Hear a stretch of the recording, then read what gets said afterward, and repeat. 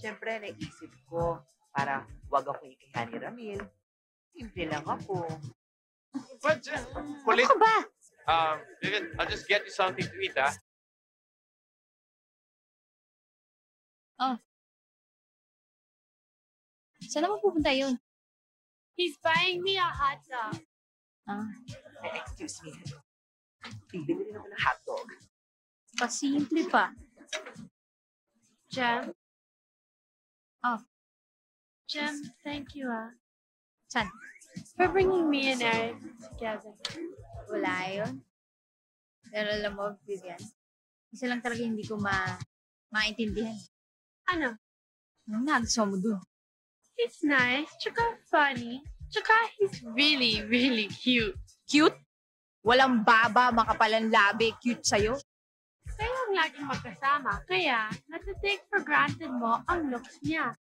Siguro kahit titigan ko siya at naku, magkaduling-duling ako, hindi ko makikita yung sinasabi mong cute siya. Ayan, eto yung hotdog na sinasabi ko. Thank you, babe. Ayan, tingnan mo, Sakay tayo sa roller coaster. No. Doon lang tayo sa Bob Cars. Gusto mo. Sige na, babe. Sakay na tayo, please. Ayoko! Hi. Ayoko? Vivian, alam mo tong si Eric? Kabarkada ko to eh.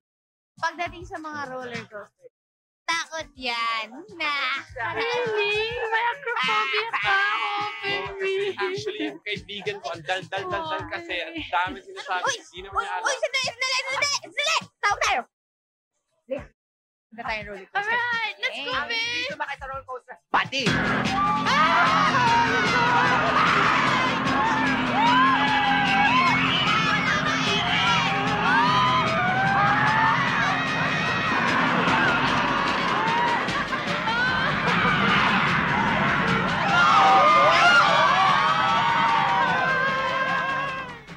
Sige na, Vange, please. Hay nako, Sam. Ba't ka naman kasi nagpasundo pa sa daddy mo? Alam mo naman may date kayo ni Mike. Nasa talir nga ang kotse ko. So, nag-decide ang daddy ko na susunduin niya ako. Eh, hindi naman ako makahindi. At saka, akala ko pa naman, mapapakancel ko yung date namin ni Mike. Eh, ayaw naman niyang pumayag. Please, Vanjie, Hello, please. Vanjie. So, anong gagawin ko? Hi, Sam. Hi. Hi, basta sabihin mo na lang na, anong tawag dito, na may emergency meeting kami para sa group report namin bukas, okay? Sabihin mo na lang na nagmamadali ako, kaya hindi ko na siya nahintay, okay? Basta dramahan mo na lang siya. My gosh, Sam. Uutusan mo pa ako magsinungaling. Basta okay lang naman magsinungaling paminsan-minsan, Sige, Diba, sabi mo Vange? eh. Oh, sige na nga, please. Okay? Sige, Basta sige. hintayin mo na lang siya dito. Dito yun paparada, okay? Sige, Magkita-kita hintayin na ko. lang tayo bukas. Sige, I love sige. you, Vange. Okay, bye-bye. I love you too. Bye. Bye, Best friend see lang you. kita eh. Ay, nako. Sige, bye. Hi, Vanjie. Hi, bye. Hi, Arnold. Hi. Oh, guys, see you tomorrow, ha? Sige, hi to sige. Arlene. And to Hi, Reggie. Vanjie. Hi. Good evening, ho. Hi, Vange. Si Sam, nakita mo ba? Pinasasabi ho niya na mauna na raw ho kayo dahil nagkaroon sila ng emergency meeting. Dahil magkakaroon sila ng group report para bukas. Ay, naku, yung batang yan. Gumawa na naman ng desisyon na hindi sinasabi sa akin. Well, okay. Eh, ikaw, uwi ka na rin ba? Oo, hinintay ko lang ho yung pagdating ninyo. Pauwi na rin ho ako. Halika na, ihahatid na kita. Nakakahiya naman ho, out of the way ho yung bahay namin. Mapapahiya naman ako niyan pagka tinanggihan mo ko. Halika na, mahirap sumakay ngayon eh. Punuan eh. Sakay na. Sige na nga ho.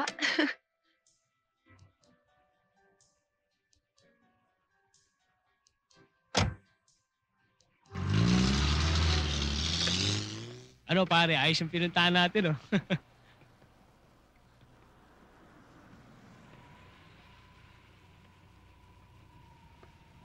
Pare, syota mo. Alam niyo ho, ang bait-bait ho ninyo. Ang swerte-swerte ho ni Sam.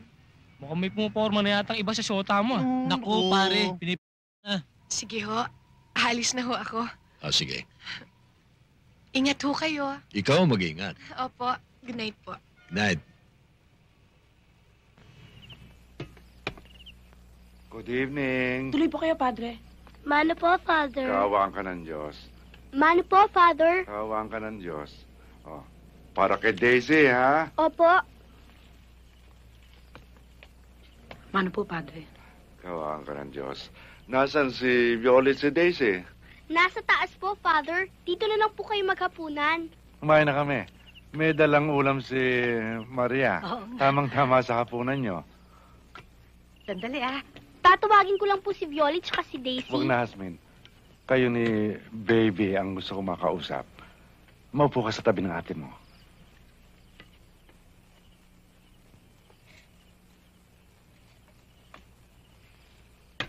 Bakit po, Father?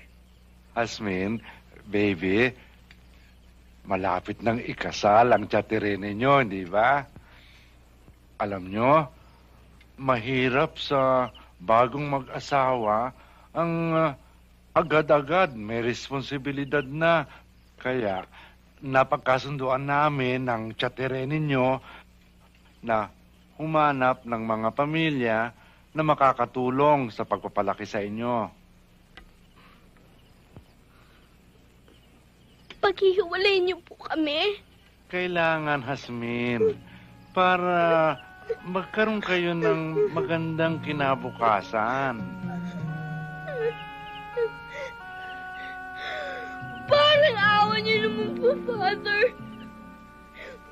Huwag niyo naman po kami paghiwalay ng mga kapatid ko.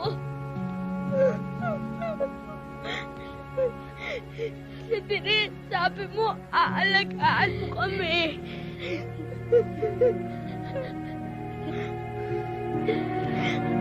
Father, huwag niyo naman po kami paghiwalayin. Baby, makiusap ka kay Father. Hasmin, Baby, yun ang pinakamagandang magagawa para sa inyong magkakapatid. Father, huwag niyo naman po kami paghiwalayin. Mahal na mahal ko po